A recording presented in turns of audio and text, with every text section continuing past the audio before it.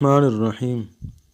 غلاف کعبہ پکڑنے والا مجرم جبکہ تاجر محبوب خدا۔ شیخ شہاب الدین سہروردی رحمۃ اللہ علیہ نے لکھا ہے کہ میں حج پر گیا، میں نے وہاں دیکھا کہ ایک آدمی غلاف کعبہ کو پکڑ کر دعائیں مانگ رہا تھا۔ جب میں اس کے دل کی طرف متوجہ ہوا تو اس کا دل اللہ سے غافل تھا، وہ اس لیے کہ اس کے ساتھ کچھ اور لوگ بھی حج پر آئے ہوئے تھے۔ دعا مانگتے وقت اس کے دل میں یہ تمنا پیدا ہو رہی تھی کہ کاش میرے دوست مجھے دیکھتے کہ میں کیسے رو رو کر دعائیں مانگ رہا ہوں۔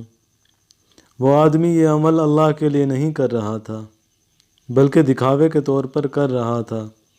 پھر فرماتے ہیں کہ اس کے بعد مینا میں آیا اور میں نے دیکھا کہ ایک نوجوان اپنا مال فروخت کر رہا تھا۔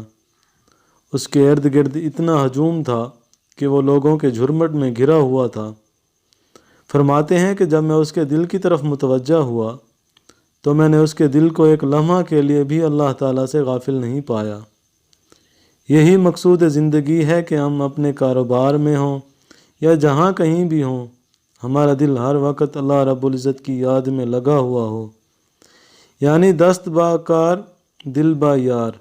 اللہ تعالیٰ نے ارشاد فرمایا، وہ مرد کے نہیں غافل ہوتے سودا کرنے میں اور نہ بیچنے میں، اللہ کی یاد سے اور نماز قائم رکھنے سے اور زکوٰۃ سے ڈرتے ہیں اس دن سے جس میں الٹ جائیں گے دل اور آنکھیں۔ جزاک اللہ۔